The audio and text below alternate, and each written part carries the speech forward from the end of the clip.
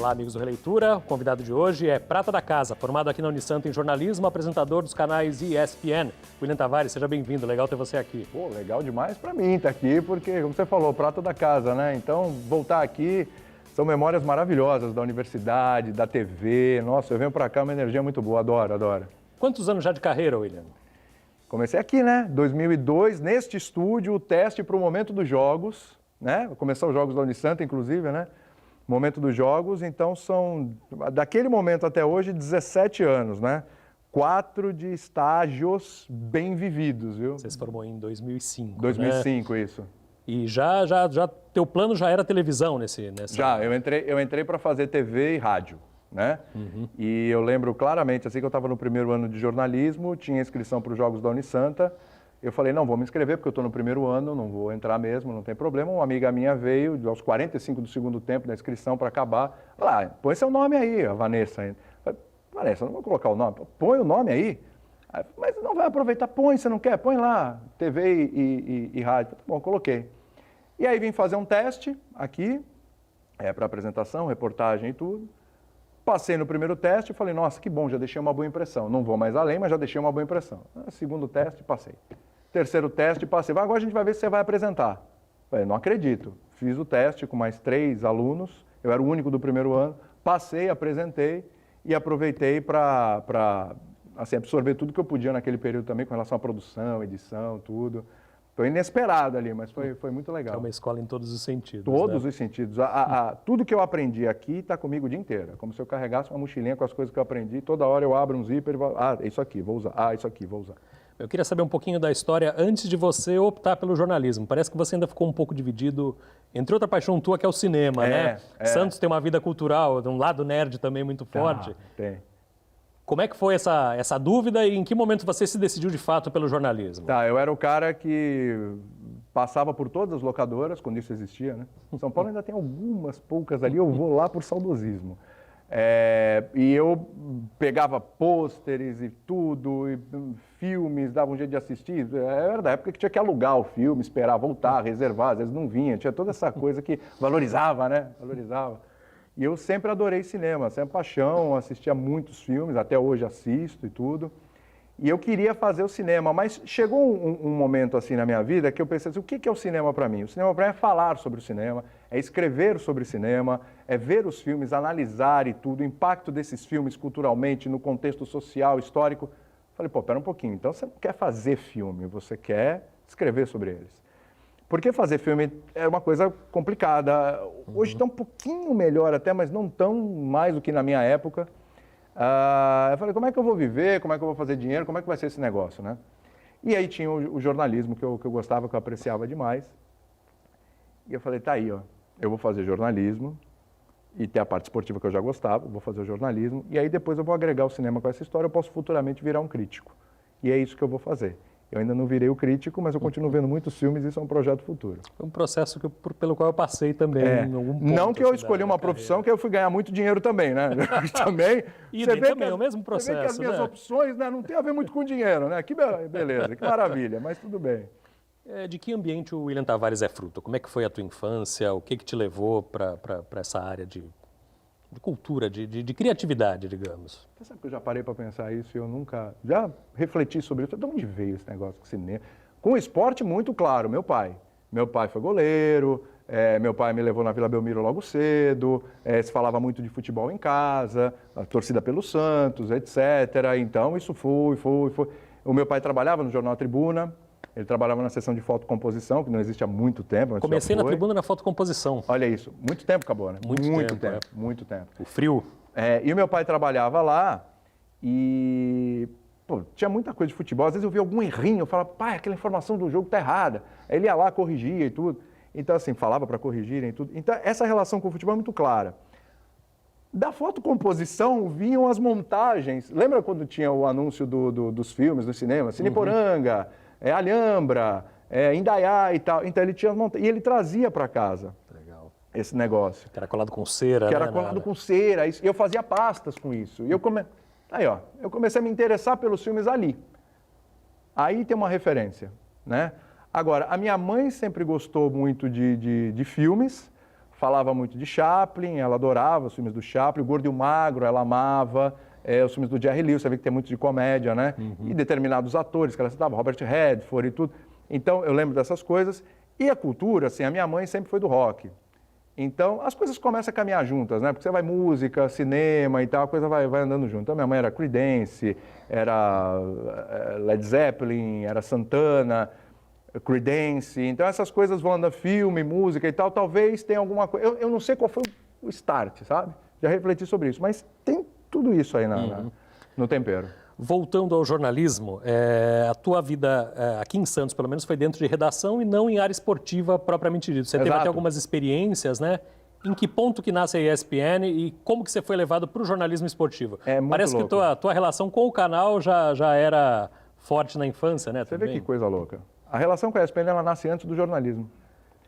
Eu assisti o Linha de Passe, o programa que eu apresento hoje domingo, aos domingos, e eu adorei aquele programa. E eu estava naquela coisa de fazer o jornalismo, já estava encaminhando, já estava pensando bem, acompanhava muito, escutava muita rádio e tal. E aí eu falei, gente, esse programa é sensacional, fazer esse programa deve ser o máximo, né? Putz, que legal. E aquilo me encaminhou. E eu entrei para fazer a faculdade muito por conta da ESPN. E por causa do Linha de Passe. Eu falo isso até hoje, é isso mesmo, essa é a referência. E eu... Durante a faculdade, aí eu entrei no momento dos jogos, que era a cobertura esportiva dos jogos da Unisanta e tudo, depois fui fazer notícias do campo, que hoje eu faço Unisanta. Só que eu falei assim, bom, de esporte eu estou manjando legal, mas e se não pintar nada no esporte? O que eu vou fazer? Não vou morrer de fome, né? E se não pintar apresentação também, não vou morrer de fome. Então eu comecei a fazer de tudo, cara. Aí eu fui fazer edição, aí eu fui fazer produção, apresentação, de tudo um pouco, locução, tudo. E fui me afastando do esporte, porque eu ia fazendo mais matérias de outras coisas, dia a dia, política, fiz um programa aqui nesse mesmo espaço aqui, painel regional e tudo, gostava muito de política, adorava a cobertura de carnaval, então narrei carnaval e tudo, era fantástico. E a coisa foi, até que um dia o Eduardo Silva da TV Tribuna, no almoço comigo, a gente estava conversando sobre o futuro, TV Tribuna e tal, e ele falou, ó, tem uma oportunidade lá na ESPN. Eu falei, é mesmo, Edu, mas você não está conversando comigo sobre TV Tribuna? Ele falou, mas eu quero que você realize seu sonho. Eu falei, mas ficou muito atrás, Edu. Vamos tentar. Tem uma vaga de narrador. Eu falei, Edu, eu não sou narrador, Edu. Não acompanho ESPN na rádio. Mas vai lá, conversa com as pessoas, troca ideia com as pessoas, apresenta o teu material. Ele me ajudou muito, Edu. É que se eu contar tudo aqui vai estourar o tempo, mas ele me ajudou muito, acho que isso resume bem. E eu fui lá na ESPN, fiz um teste para narrador e o Trajano viu meu material. E aí o Trajano olhou e falou assim, é verdade, negão, você ainda não é um narrador, mas eu acho que narrador eu posso transformar você aqui num. O resto eu gostei e vou te contratar. Pô, olha só, não era a vaga. E ele tirou a vaga de narrador, colocou uma vaga de repórter apresentador para mim e me transformou num narrador lá dentro. Eu não sou um narrador top, mas eu virei um narrador que dá conta do recado. A ESPN cheia de grandes nomes do jornalismo, né? O próprio José Trajano, o Juca Kfouri... Mas o Juca está lá ainda, o Trajano é esse nome de ESPN. Como é que foi o começo no meio dessas feras todas? Nossa Senhora. No meio desses caras, qualquer coisa que você fala, você acha que você é um idiota, né? Qualquer coisa que você fala, deve ter falado, o que eu falei aqui não deve ter nada a ver. Ih, devo ter falado besteira. O que eu falei aqui é muito pequeno perto do que esses caras falam. Nossa, aqui não vai dar certo. Você começa a ficar meio nóia. Mas o Trajano me deu toda a tranquilidade, ele acompanhava minhas narrações, ele corrigia. Era muito legal. O Juca é um cara muito tranquilo, brincou comigo, já de ser santista, eles me deixaram à vontade. Alguns, claro, você vai tateando, né, Gustavo? Você vai tateando, vendo o que é. Limite. E esse aqui é meio estressadão, cara. Se eu falar um negócio ali, é melhor nem falar, vai dar treta, eu não vou ter como me defender aqui ainda, calma. E aí você vai tateando. Mas assim, eu nunca percebi arrogância, eu nunca percebi prepotência, nunca percebi estrelismo, nada disso. Eles me receberam muito bem. E eu fui galgando espaço. E eles foram reconhecendo também que, pô, o cara tá subindo, o cara tá fazendo outras coisas, o cara tá melhorando, legal. E eu sempre fui um cara que sempre aceitei crítica, porque eu queria evoluir. Pô, e vim retorno, feedback desses caras, pô, melhor lugar impossível, né? Então, talvez por eu estar sempre aberto a ouvir, isso tenha me ajudado também, eles tenham sido bem receptivos comigo. A ESPN, ela tem uma característica de ser muito democrática, tanto no expor a opinião, quanto expor até a opinião política, né? Até a parte do esporte, às vezes. Sim. Como é que você vê isso, essa liberdade de trabalhar, de poder se expressar e de... é a melhor coisa que tem. Nunca, em nenhum momento, alguém lá dentro chegou para mim e falou assim, olha, fala o seguinte, aqui sobre CBF, não toca nesse assunto. Esse assunto aqui desse clube não fala. Esse personagem aqui, pega leve. Nunca teve. Isso é fantástico. A gente tem que ter um limite nos dias de hoje quando fala de política. O esporte está muito atrelado à política. Então a ESPN pegou essa essência e a gente sabe o quanto as coisas se conversam, esporte e política. Da melhor e da pior forma possível também, né? Da forma mais terrível também. Então você tem que ter muito cuidado até da forma como as pessoas estão reagindo às coisas. Né? A gente já teve ameaça lá de, vocês são petistas. A ESPN tem essa coisa do petismo, de ser petista. Né? E não é. Ela passou isso por causa de algumas pessoas, que tudo bem, tem o direito de expor sua opinião, mas tem muita gente lá que não é petista. Né? E nem por isso também é Bolsonaro. As pessoas têm que entender isso, não é uma coisa nem outra. E tem outros personagens. Sem o binarismo, mundo não se resume a Deus, Lula né? e Bolsonaro, né? Também, pelo amor de Deus. Então, assim, a gente já recebeu ameaça. Você está falando o quê? Não sei o quê, nós vamos ir na porta, vamos apedrejar, vamos não sei o quê. E a gente teve que se conter em alguns momentos. Mas eu acho que é uma raridade e é muito bom trabalhar num ambiente, num local que você tem a liberdade de poder falar do esporte na relação com a política e poder ser crítico nesse ponto também. Eu acho que não dá para falar do esporte sem falar de política. William Tavares, nosso convidado de hoje no Releitura, a gente volta depois do intervalo.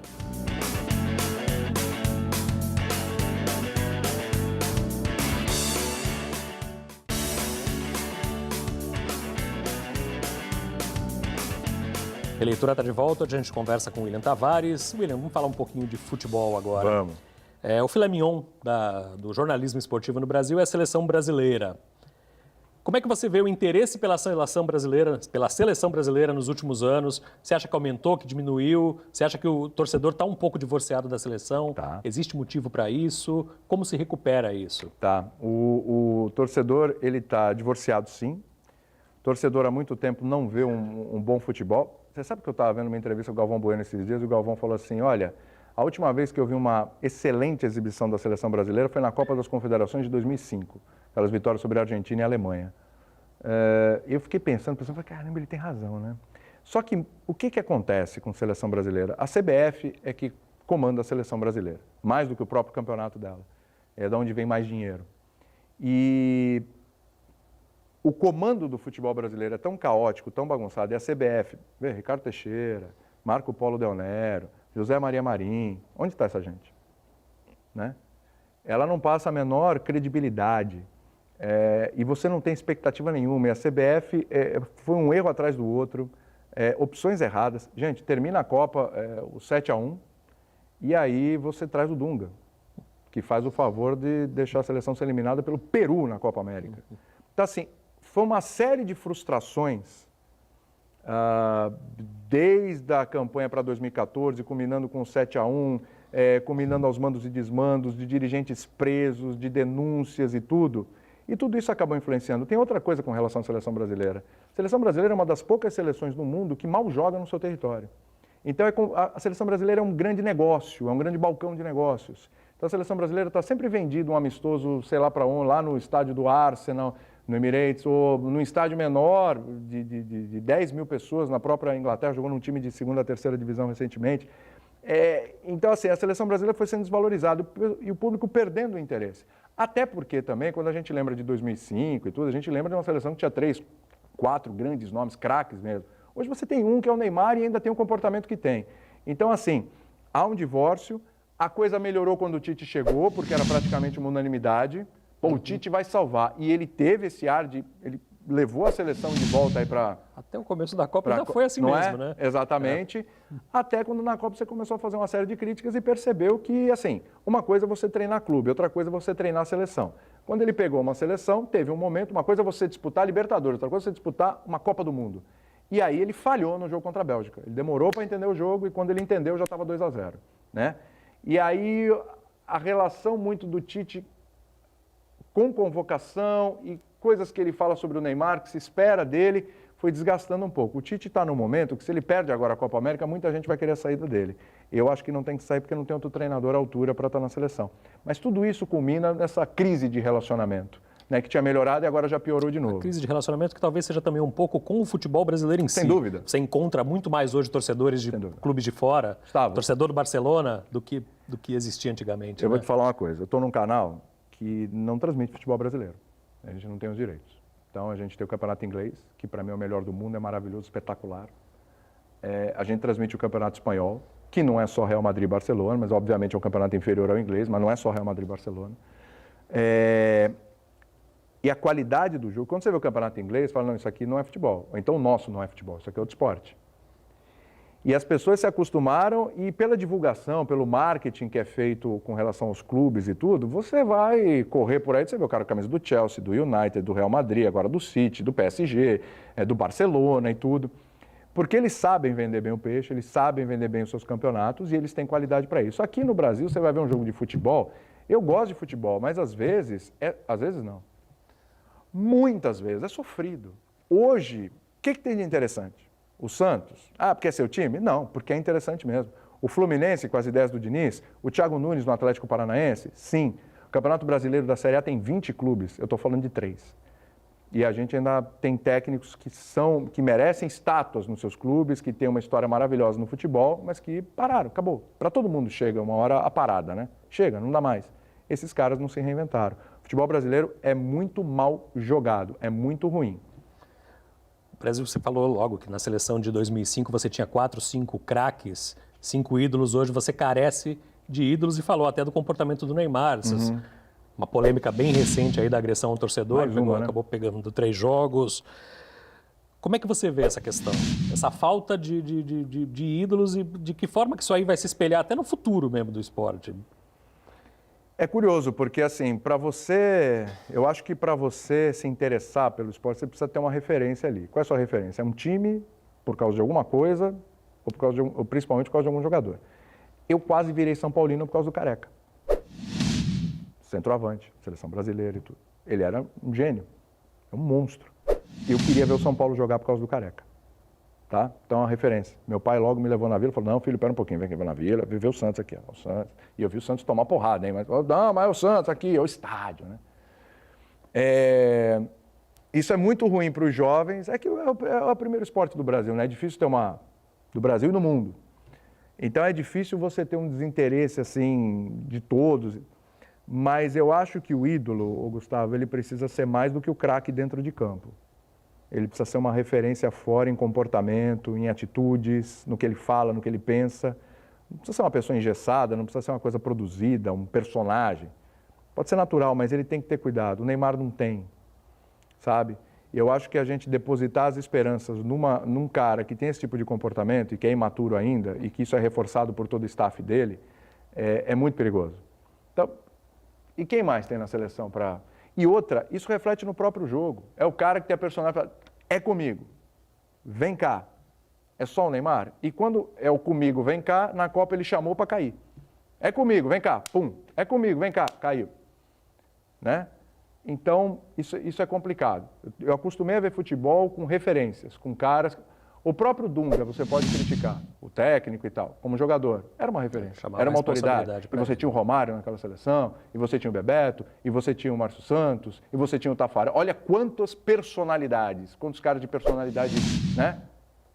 Quem é esse cara hoje em dia na seleção brasileira?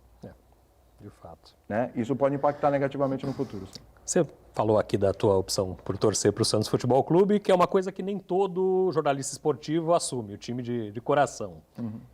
Até pela tua postura, eu acredito que isso não tenha te causado nenhum problema, mas vale perguntar, te causou algum problema? Problema não, tem corneteiro. Me causa mais problema com a torcida do Santos do que com as outras, sabia? Porque tem muito torcedor do Santos que acha que por eu ser santista, eu tenho que só falar bem do Santos, ou eu tenho que falar mais do Santos o tempo todo. E aí eu falo, gente, eu não sou assessor do Santos Futebol Clube. Eu sou um jornalista que torce para o Santos Futebol Clube. O Santos Futebol Clube não me paga para fazer assessoria do clube. Quem me paga é a ESPN para eu ser jornalista. Então, assim, se eu tiver que criticar, eu vou criticar. Isso me deu um problema na época quando estava o Rolo e o Pérez, aquela história do impeachment. O Rolo foi no programa. Como seu apresentador, todo mundo já acha que foi você que convidou o Rolo. Não foi, foi a produção. E eu ainda falei, tem que trazer o Pérez. E os caras ficaram enlouquecidos que eu levei o rolo. Não, porque não pode de jeito nenhum levar o rolo, você é um absurdo, você não é um santista, você é um santista de... começa a internet, né? Eu falei, bom, primeiro a história, eu não sou assessor do Santos, segundo o jornalismo tem 2, 3, 4, 5 versões.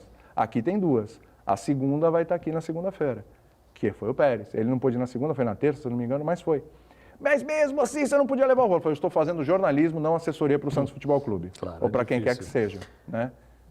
Tem isso. Mas para mim não tem muito problema, não. Falar um pouco de linguagem. O João Carlos Albuquerque esteve aqui faz uns 2 meses mais ou menos e falou dessa moda de youtubizar o jornalismo esportivo, de tornar a linguagem do jornalismo esportivo mais próxima de internet, um pouco mais ágil, um pouco mais brincalhona, e ele não curte muito.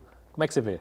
Eu acho que você pode fazer uma coisa bem humorada, sem perder a responsabilidade. Exatamente. A gente tem muito bom humor na ESPN. Né? Muito bom humor. O programa que eu faço, Futebol na Veia, até o Linha de Passe, que era um programa até mais sisudo, ele está um pouco mais solto. Mas é uma característica minha. O programa que eu apresento, ele vai ter um momento de descontração, assim. E eu acho... E o João também faz muito isso. Pô, o João faz... Não youtubizar, mas ele é extremamente bem-humorado. Ah, sim. E isso é uma característica muito legal dele, que as pessoas adoram. Eu gosto pra caramba de ver programa com o João. Porque ele deixa as pessoas à vontade, ele brinca, ele tira uma coisa assim da cartola que não tem nada a ver, e ele cria uma situação e tudo, e isso é muito legal. Eu acho que o youtubizar, que ele quis dizer, é avacalhar, né? E eu também não acho que o YouTube seja isso, tá?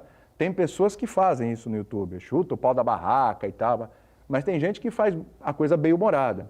Não dá pra gente generalizar, porque agora começa essa rixa, né? É o YouTube, é a TV, é não sei o quê.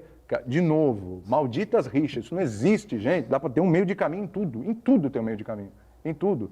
Então, tem coisa boa no YouTube, tem coisa boa na TV, tem coisa péssima na TV, horrível, tem coisa horrorosa no YouTube, né? Mas eu acho que é assim, bom humor, não avacalhar, tem gente que passa do nível, e tem gente que acha que hoje em dia tudo é permitido. Aí vem coisa, é politicamente incorreto. Não, meu amigo, não é. Tem coisa que é muito chata do politicamente incorreto, mas tem coisa que passa muito do ponto, é desagradável e já é falta de educação e respeito. Claro. Você já foi repórter, apresentador, narrador também. Quantos esportes, William? Você já chegou ao ponto de ter que narrar algum esporte que você não conhecia as regras? Sim, como é que... Já fiz ginástica artística, polo aquático, nado sincronizado, ginástica rítmica, luta greco-romana, luta olímpica, né? Já fiz coisas assim, até taekwondo, não sabia direito as regras, sem Olimpíada.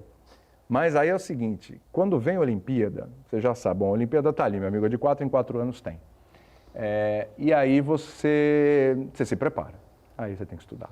Aí eu vou lá, pego os livros, vejo se as regras estão atualizadas, vou atrás. A gente tem uma série de contatos com especialistas das modalidades, aí eu ligo, troco ideia, converso. Só que assim, é o mais importante, não adianta você querer abraçar o mundo num esporte em que você não convive diariamente. Então, o que você faz? Você pega ali o básico, vamos lá. Quem é que vai competir? Fulano, ciclano, beltrano, 8 caras. Legal, preciso estudar os 8 caras. Quem é o melhor deles, o que fez, se esse aqui ganhou o campeonato europeu, se esse aqui ganhou isso aqui, aquilo. Aí você, né, personagens. Ok, regra, como é que funciona? Você errar a regra, já aconteceu comigo. É horrível. Aconteceu comigo, eu falei, não deu para ela e não deu para ela, não. Estava dando e ela ganhou ouro. Já aconteceu. Mas isso é terrível. Mas assim, você faz esse estudo e aí tem um lado que é o comentarista. Por exemplo, a ginástica por equipes e tal. Eu sei a regra, eu sei quem são, eu sei como é que é, eu dou a emoção, porque quando você vê a pontuação, onde você vai dar emoção, agora, falta meio ponto, se essa fizer não sei o quê, tá, ela vai conseguir. E aí você dá a emoção. Mas os movimentos, sacar quando ela está dando a pirueta, o cara, isso aqui é não sei o quê, não sei o quê, esquece, não dá. Isso aconteceu comigo em X Games também já fiz X Games. E fui aprendendo. Aí tem o duplo não sei o quê, o backflip de não sei o quê, 180, comentarista, e eu vou dando a emoção com informação, mas tem que estudar. Você falou de X Games, os jogos eletrônicos ou jogos, enfim... eSports. Tiveram aí na pauta até para entrar em Olimpíada. Houve essa... Você acha que já está nesse patamar? Não acho que tenha que entrar em Olimpíada ainda. Mas as pessoas têm que entender que o futuro passa por aí. Aliás, já é realidade, viu? A quantidade de grana que esses esportes movimentam é absurda, a geração de emprego é alta, tem equipes, inclusive entrevistei recentemente a Cherry Gums, que é dona da equipe Black Dragons. Ela gerencia 60 jogadores e eles têm um local onde eles têm fisioterapeuta, nutricionista, psicólogo, tá? Tem toda uma estrutura já montada, essas competições rendem muito, geram muitos patrocínios, muita grana, e é realidade e vai crescer cada vez mais. Tá aí um filão para quem quer narrar, inclusive, também, participar, é um filão interessante, só para quem não sabe jogar direito ou que não é tão bom quanto os outros, mas para você fazer cobertura, atenção a esse filão. A gente está chegando aqui no finalzinho do programa, mas eu não podia deixar de te perguntar isso. Está acabando. A produção está avisando aqui que já está no finalzinho. Vamos fazer outro? Você está voltando para a universidade onde você se formou para falar com estudantes de jornalismo. Eu queria que rapidamente você desse uma dica do caminho das pedras para esse pessoal num mercado que está cada vez mais competitivo, mais restrito, mais fechado. Como vencer hoje no jornalismo? É começar de cedo, viu? Cedo, na faculdade. Eu acho é muito complicado hoje você arrumar brecha, eu vou falar da minha, mas é o jornalismo em geral. Você arrumar uma brecha é assim, você chegar lá com o seu currículo, essa coisa assim é meio complicado. E é difícil, às vezes, eles terem a oportunidade num estágio de fazer alguma coisa. Então, a dica é, primeiro, internet. Jornalismo esportivo. Você quer falar sobre futebol e tal, etc., monta uma estruturazinha com celular mesmo, YouTube, faça vídeos, seu blog, etc., e desenvolva ali, você cria um portfólio ali. Você tem hoje a oportunidade de se virar sozinho, sem precisar de nada, você tem a oportunidade de se virar sozinho, né? Esse é o primeiro ponto. Faça muito networking, aproveite as redes sociais para falar com especialistas da área, com os comentaristas, todos eles estão no Twitter, no Instagram, no Facebook, só eu que não, eu estou só no Facebook e no Twitter, mas no Instagram não estou. Mas fale com eles, troque ideias, mande mensagens, procure visitar os locais e preste atenção numa coisa dentro da sua sala de aula. Já faça o networking na sua sala de aula. Por quê? O cara hoje que você tem desdém ou que você não gosta, ele pode estar bem posicionado no mercado, daqui a pouco ele vai lembrar de você, bem ou mal. Então, muito cuidado na sala de aula. Mas assim, uma dica para começar é essa aí. Acho que tem que aproveitar a internet hoje em dia, as redes sociais. A gente sempre termina o programa com um bate-bola bem rapidinho. Bora. Um filme, para você que é fã de cinema. Pulp Fiction.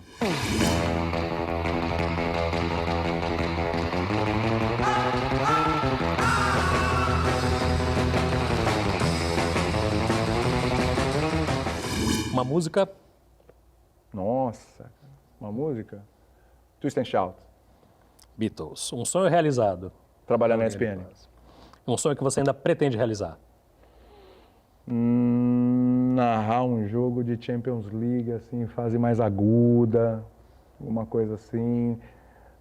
Já narrei jogo de Champions League, mas narrar um jogo de Copa do Mundo. Narrar um jogo de Copa do Mundo eu nunca narrei. Mas um jogo legal, né? Nigéria, um jogo legal de Copa do Mundo. Narrar um jogo de Copa do Mundo. William Tavares pelo William Tavares. Um cara que ama Santos, que adora a essência, portanto está aqui, faz parte da minha essência, que adora rever as pessoas, que apesar de ir para São Paulo, para a ESPN, etc., ama muito tudo isso aqui e carrega isso aqui todo dia na mochilinha, não esquece nunca das origens e ama as origens acima de tudo. É isso aí, William. Agradeço a tua presença. Obrigado, viu? Valeu, Gustavo. O Releitura volta na semana que vem. Até lá.